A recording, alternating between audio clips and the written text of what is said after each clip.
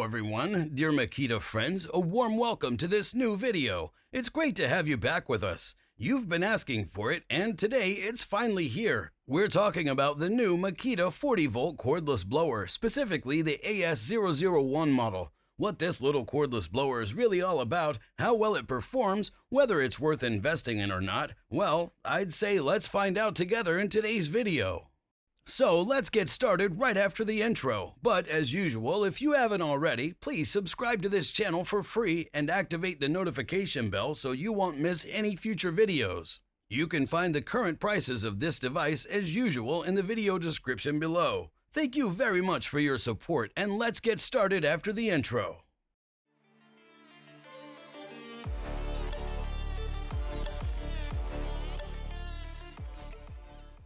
This is undoubtedly the most compact cordless blower from Makita, the AS001. With this small device, we have a super compact yet very powerful cordless blower in a handheld format for various applications, at least in theory. How it actually performs in practice, what this little device has to offer, that's what we're going to explore together in today's video.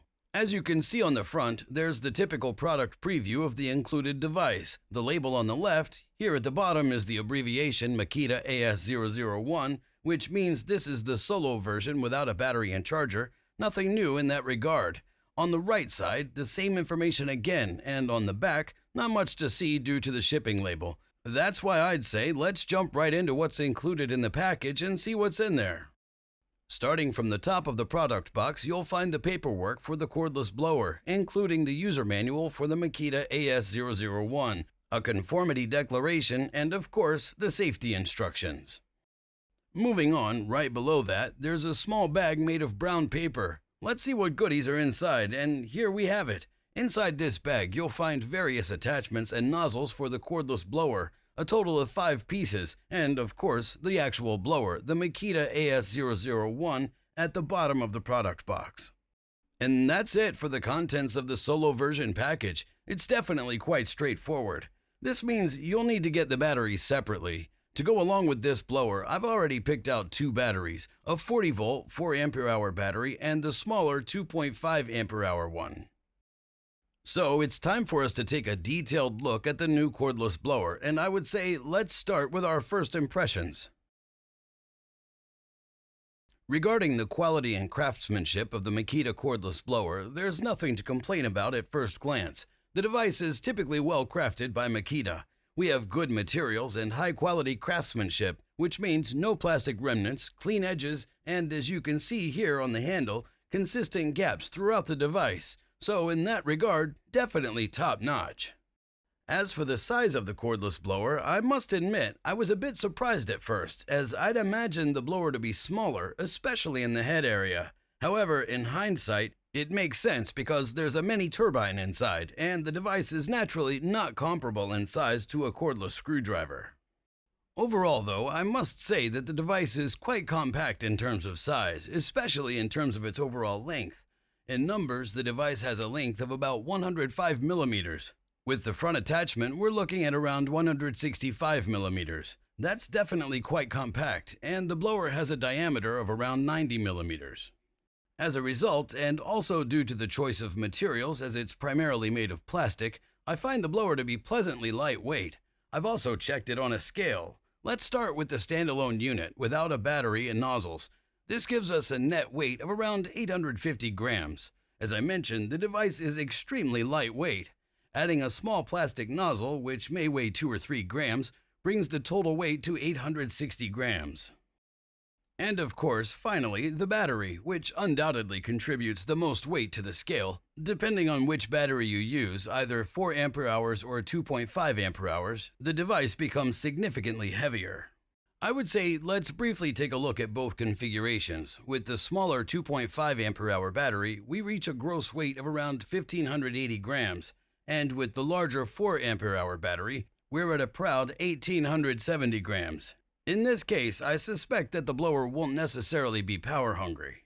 So, in my opinion, a smaller 40V battery is recommended. With the nozzle, we reach about 1,580 grams, which I would say is quite comfortable. I'm curious to see how long the blower will actually last with this so-called small battery. That will be shown in the practical test later. So, let's say roughly 1600 grams for a cordless blower including a 40-volt 2.5 ampere-hour battery, in my opinion, is definitely acceptable, and it's also quite comfortable to handle. This means that, in my opinion, the cordless blower's not too heavy, and the handle area on the other side is nicely ergonomic. As you can see, everything in black is rubberized and non-slip, and of course, the handle itself is ergonomic, meaning it can be easily and comfortably gripped, similar to other Makita cordless screwdrivers. From here, you can reach the most important controls in the handle. This includes, first of all, the trigger for activation, as well as air volume control just above it. Not a right-left rotation, but a small lock, which means it's possible to lock the trigger to prevent accidental activation. And of course, not to forget, on the left side and exclusively on the left side, there's a small lock. Regarding the controls, I couldn't find anything negative so far. That means all buttons and switches are easily accessible with one hand, and even the lock at the bottom is easy to reach and operate because it only needs to be pressed a few millimeters into the housing, and this can be done effortlessly with the thumb or the side of the thumb.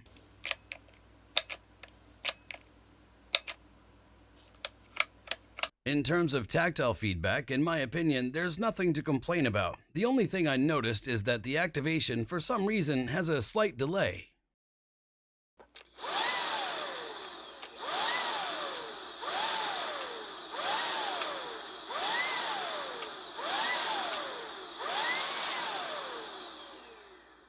Well, I have to admit that the blower doesn't start immediately when activated, which might take some getting used to in the first few uses. In the end, though, it doesn't make much of a difference whether the blower starts immediately or takes a second or two to get up to speed.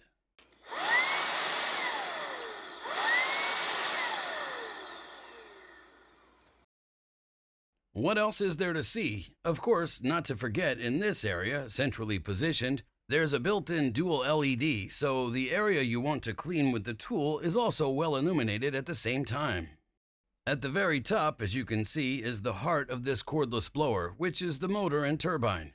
As evident from all the BL logos, the Makita AS001 is equipped with a brushless motor. This motor is also located up here and provides the device with ample power. The head of the machine, however, as you can see, is the largest part of the entire device, but for a cordless blower, we still have relatively compact dimensions here. As I mentioned earlier, the diameter at the back is only around 95 millimeters, and the device has a very short overall length. Connected to that, the built-in turbine inside must also be extremely compact, while the device simultaneously provides quite impressive specs, at least in theory. This means that the Makita cordless blower AS001 achieves top speeds of an impressive 200 meters per second. When converted, that's 720 kilometers per hour of airspeed. Take a moment to let that sink in. As a result, it doesn't have a relatively low air volume compared to a much larger leaf blower, but since the device, as mentioned, is extremely compact, 1.1 cubic meters per minute of air that it delivers is still more than enough. The maximum airspeed and air volume can be finely adjusted both through the trigger on the handle and preset using the control panel at the base of the machine. For this purpose, the Makita cordless blower AS001 has a small control panel with just one button at the base of the machine. As you can see, this button is labeled Mode. In my opinion, it's quite large in size, easily reachable, and has a satisfactory tactile feel. As you can see, when I lightly press it, we can cycle through the 4 available speed settings. Otherwise, there's nothing else to see at the base of the machine, no additional buttons or anything of the sort. The only thing worth mentioning here is that the Makita cordless blower AS001 is a pure 40-volt device, meaning it requires 40-volt batteries. 18-volt batteries are not compatible with this blower. As mentioned earlier, in terms of capacity, it doesn't matter whether we use a 40-volt 2.5 ampere-hour battery or a 40-volt 4 ampere-hour one. The higher the ampere-hour rating, the longer the device will run. How long the blower can actually operate with such a small battery will be revealed in the practical test later.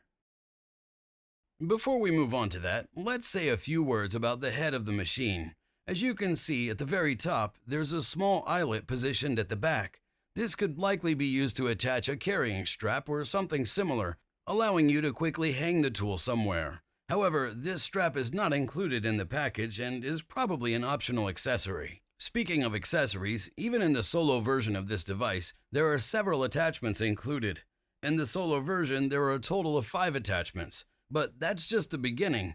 In addition to these, you can also purchase an extended nozzle, a short nozzle, a flexible nozzle, a dust extraction nozzle, and a dust extraction hose. This means, in any case, these are the most basic nozzles for this cordless blower. But if you want to expand the range even further, you'll need to purchase additional accessories separately. In essence, I would say that these 5 nozzles are actually sufficient for most common tasks. So we have a variety of nozzles here. 2 small ones, one slightly wider than the other, then a flat nozzle with outlets for both left and right, a special nozzle with multiple holes, and finally a flat nozzle with 5 holes, distributing air widely across the entire surface, as you can see. The only thing we can't do with these nozzles is to, for example, suction air from an air mattress or the like. Yes, you heard that right, because this blower can not only blow air, but also suck it in. The only catch is that the blower cannot be reversed, meaning the air is not sucked in from the front, but continues to be taken in from the rear. So if you want to, for example, deflate an air mattress to make it lose volume more quickly, you'll need an additional attachment that goes on the back, and then the air is sucked in through a small hose. It would be more convenient, of course, if there were some sort of button here to reverse the blower so that the air is sucked in from the front and not the rear, as is the case with a typical blower. In this case, we'll have to make do with these 5 nozzles for now, which I believe shouldn't be a real issue because there's an appropriate nozzle for nearly every application included. So, for example, let's take our illustrative object, the inflatable boat, which I want to inflate with this blower. For this, I would definitely use this flat nozzle here so that I can easily fit it into the valve. As for installation, it's just as simple as the entire device. If we take a closer look at the nozzle, you can see a small lock and an arrow pointing to the right, because the assembly is super easy.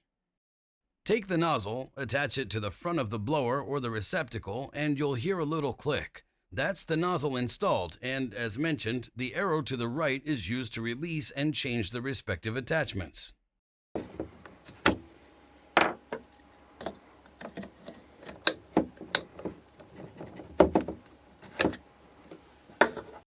As you can see, the assembly of the individual attachments is really child's play, done with a single move, and it allows for a wide range of applications.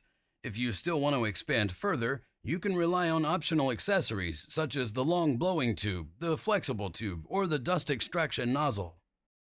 Finally, a few words about the backside. At this point, unlike the front of the device, there's no attachment mechanism where we could directly mount an accessory or similar. However, there are still a few details here that we should definitely take a look at.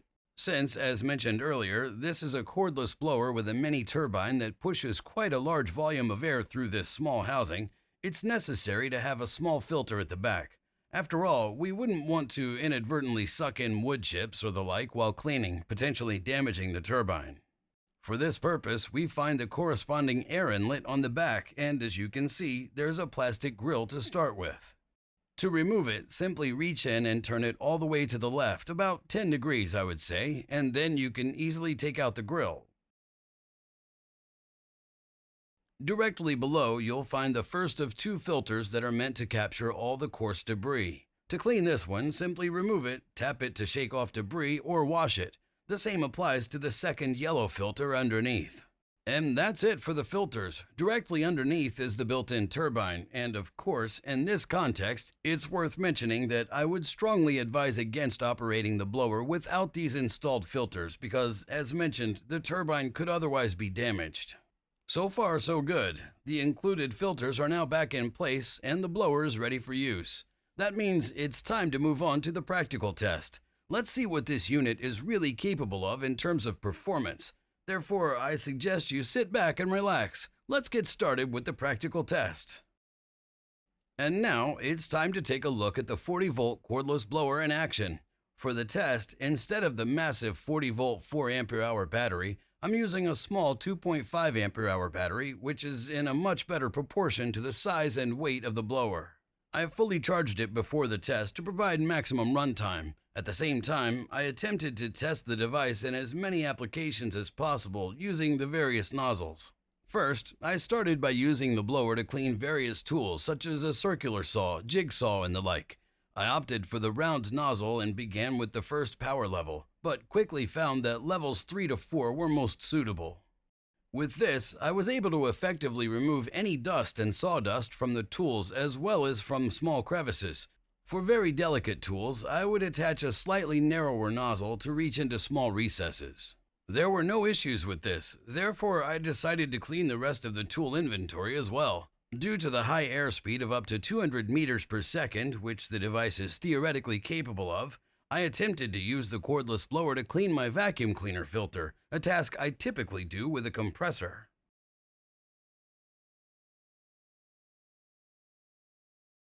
Using the fine nozzles, the air is concentrated precisely on a point, making it possible to thoroughly clean the filter from dust and the like. I must admit, this also works without any difficulties, allowing even fine HEPA filters to be cleaned in a very short time with this device. Next, I tackled more delicate objects like my desktop computer. Since it hadn't been cleaned for several months and I'd accumulated a lot of dust, I also opted for the fine tapering tip in this case. I started with power level 1 to avoid damaging the PC. It quickly became apparent that power levels 1 and 2 were sufficient to remove dust from computers and other electronic devices. What's undoubtedly recommended in this case is the appropriate nozzle with a rubber hose, as it allows for easier access to tight spaces and better control of the airflow without causing damage. To conclude the test, I wanted to push the device to its limits and attempted to inflate significantly voluminous objects like an air mattress. The air mattress itself has dimensions of the standard 200 by 70 by 25 centimeters, requiring a significant amount of air to inflate. Since I wanted to see how long the blower would take, I used the highest power level, number 4, and an appropriate nozzle. It immediately became apparent that the blower, with a maximum air volume of 1.1 cubic meters per minute, was able to inflate the mattress in no time. In less than 30 seconds, the mattress was fully inflated, and the pressure seemed surprisingly good to me, allowing me to conclude the test with extremely positive results. The only perceived drawback of this device, which is undoubtedly forgivable due to its high performance, is its battery life. At maximum power, the blower provides a runtime of around 10 at most 15 minutes. Those seeking a longer runtime must either settle for less power or use a larger battery. Overall, I must say I'm quite pleasantly surprised by the Makita 40V cordless blower, the AS001. Initially, I didn't expect the device to deliver such high performance. On the other hand, it's worth mentioning that the cordless blower can cover numerous applications with a single device. So I definitely recommend it as an alternative to a compressor when it comes to cleaning. Now it's your turn. What's your opinion on this cordless blower? Do you have any practical experience with it?